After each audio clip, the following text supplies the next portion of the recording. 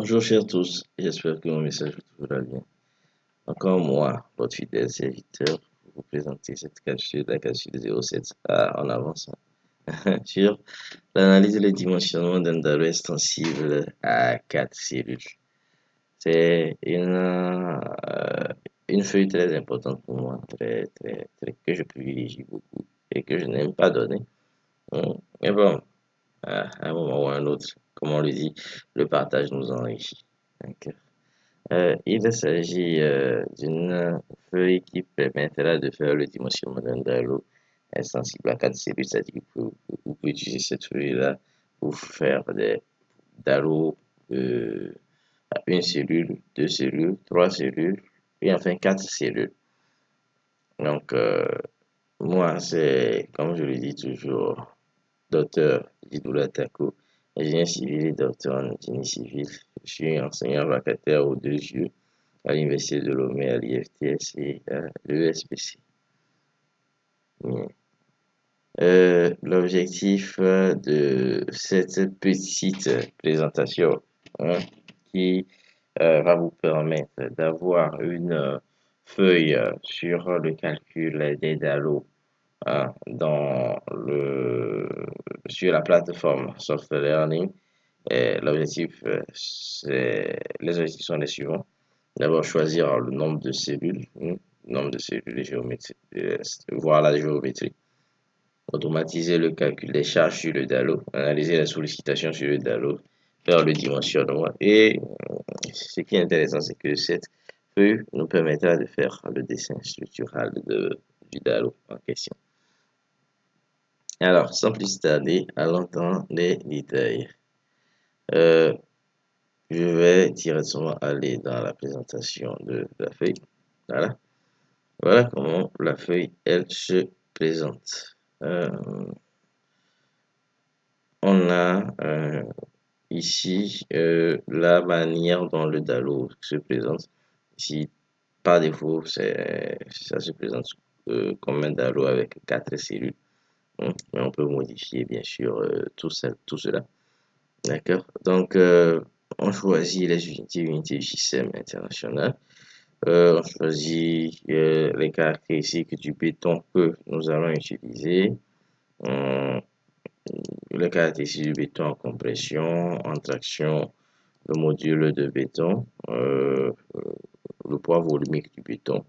Pour l'acier, les caractéristiques de l'acier, le module de l'acier pour ce qui est du sol, l'angle de cohésion du sol, le poids volumique du sol, la poussée du sol Ka obtenue grâce à la formule de Rankine. Ensuite, le poids volumique de la surface de roulement et ici le poids volumique de l'eau. Donc cette partie-là fait partie de la première section, ici la materials, ici. Voilà. Donc après on clique sur géométrie. Dans géométrie, nous avons la possibilité de choisir le nombre de cellules que nous voulons. Si je prends par exemple ici 2, je n'ai droit qu'à 2 cellules, tout simplement. Si je veux 3 cellules, je n'ai droit qu'à 3 cellules. C'est ce qui est très intéressant avec cette feuille-là. Elle me permet d'utiliser le nombre de cellules que je veux pour faire mon dimensionnement et de ne pas forcément utiliser un logiciel trop compliqué, de faire le calcul de manière très rapide et de sortir des notes de calcul qui seront utilisées très rapidement aussi. Donc, where surface height ici, c'est la surface, l'épaisseur de la couche de roulement. Ici, c'est de 8 cm. Donc, on peut modifier ça si on veut. Ensuite, ici, c'est vertical depth. C'est la hauteur de remblai. La hauteur de remblai au-dessus. Ici, c'est 1 mètre. Nous avons la possibilité ensuite de rentrer les informations concernant toutes les cellules.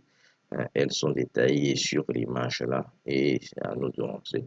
Donc, nous allons opter pour des cellules, par exemple, de 2,7 m avec une hauteur de 2,90 m. Donc, les murs extérieurs, par défaut, 20 cm.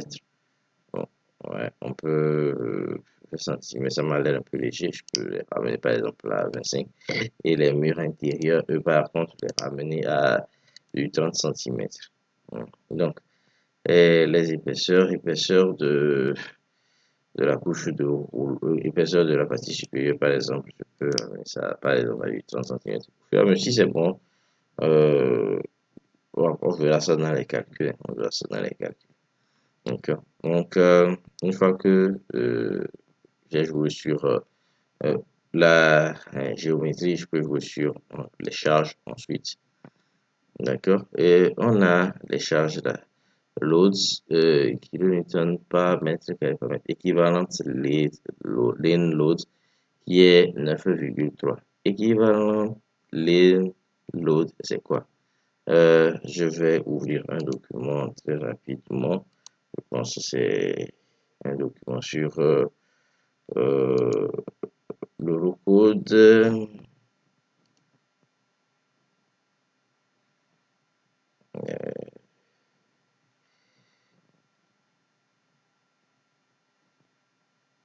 Et est-ce que c'est ça?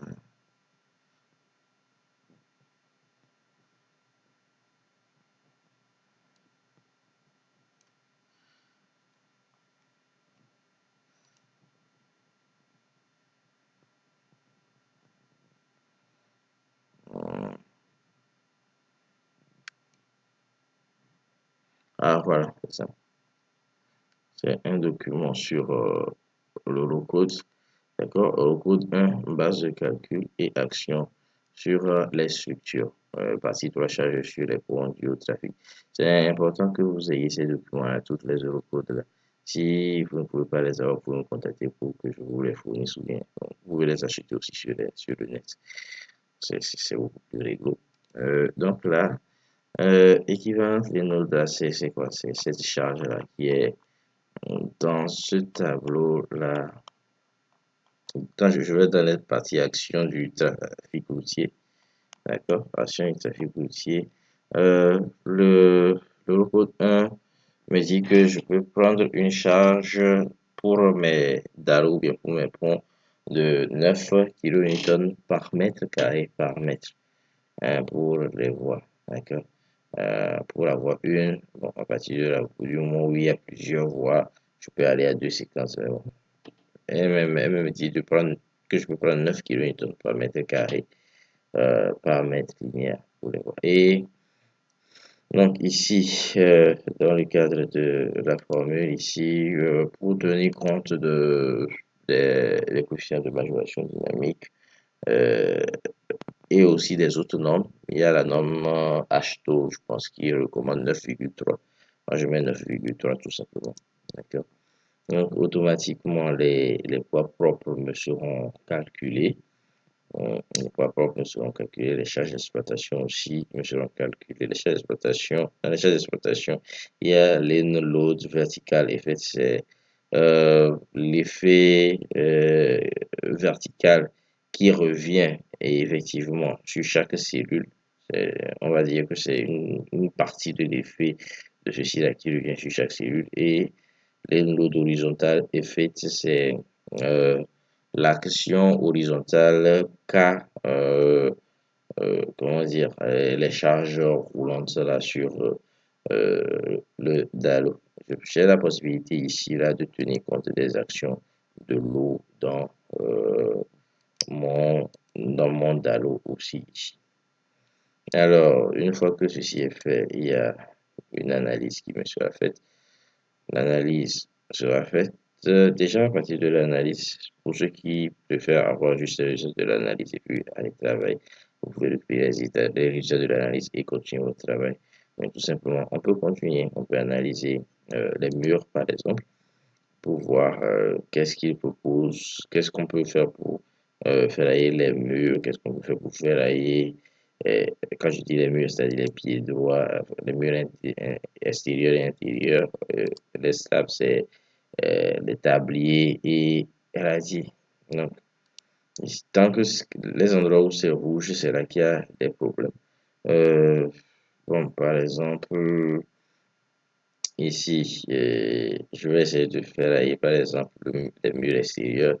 Pour le mur extérieur, il me dit que la section d'acier requise est de 18-22 cm². Donc, avec des barres de 16, parce que 10, ça va. Donc, je peux faire peut-être la même chose, hein. Des barres de 16 espacées de 10, de 12 par exemple. Non, de 10 aussi. Ça va aussi là. Ouais, donc c'est vert, c'est bon. Et pour les murs intérieurs, des barres de 16 espacées de 10, là, ça va pas suffire. Ça va pas suffire pour les murs intérieurs. Les murs intérieurs, en même temps, ils font 31. Bon, je peux soit augmenter les murs intérieurs ou bien passer à des barres de 20. C'est moi qui vois, hein, si je veux, des barres de 20 espacées de 10. Ou bien augmenter l'épaisseur des murs intérieurs. Pour ce qui est des tabliers irradiés, top slab c'est le tablier, bottom slab c'est le radier. Pour le radier, j'ai la possibilité aussi de choisir les barres, que je veux, avec juste en dessous comment dire, et les espacements. Et il va calculer les sections d'acier pour voir si c'est bon ou pas. Les barres de 16 espacées de 10 ici par exemple pour le tablier, ça ne suffirait pas. Donc, je peux soit augmenter l'épaisseur du tablier ou bien soit jouer sur pas mal d'autres éléments. Bon, je mets 20 espacé de 10, 20 espacé de 12, 20 espacé de 12, 20 espacé de... Ici aussi, je fais 20 espacé de 12 partout, par exemple. Ouais, le radier, quand même, c'est un truc avec 4 cellules. C'est 4 cellules quand même. Donc, et ici, 20 espacé de 10, pourquoi pas, ouais. 20 10, 10, 12, 12, 10. On peut uniformiser tout le monde à 10, 20 espacé de 10, 20 espacé de 10, et puis c'est fini. Et tout le monde, et puis ça passe. Donc pour, comment dire, le radier, il a proposé pas de 18 espacé de 12, pas 18, on n'a pas ça ici. Donc je lui dis de prendre des barres de 20 et puis de me les espacer de peut-être 15 pour voir si ça peut aller. Ouais, c'est passé. 20 espacé de 15, 20 espacé de 15 et même chose ici, 20 espacé 20, 20 espacé de 15. Voilà. Et une fois que c'est fait, quand tout est vert, quand il n'y a rien de rouge, c'est bon. Je viens alors dans Drawing et puis il me fait le dessin. Il me fait le dessin de tout. Il me fait le dessin du ferraillage. Il me dit, bon, dans les calculs qu'il a utilisé comme armature de distribution des barres de 14 espacées de 25. D'accord. Donc, je peux jouer là-dessus, par exemple, les endroits rouges là ici, c'est que j'ai pas atteint le minimum. Donc, je peux jouer sur la section ici, venir encore jouer sur la section là. Voilà. Donc, là, il me sort en même temps tout le ferraillage d'une cellule du DALO. Et voilà. Ainsi de suite. Donc, c'est une feuille vraiment très puissante, hein. Avec ça, je calcule un DALO, 3 cellules, 4 cellules, 2 cellules dans 3 mouvements, hein. Et on passe à autre chose, quoi. On s'en va vite faire hein, les calculs des prix pour chercher la suite, quoi. Ok, donc je vous remercie d'avoir suivi aussi cette feuille-là. Elle sera disponible sur la plateforme Soft Learning aussi, hein. Donc, en conclusion, c'est une feuille qui offre une méthode de calcul rapide et fiable. Les résultats sont directement exploitables avec les notes de calcul et il y a le dimensionnement des armatures qui est fait avec même les dessins de ferraillage. Donc, nous nous prions toujours de nous encourager à faire encore plus pour vous. J'ai encore plein de ces éléments qui viennent et qui viendront.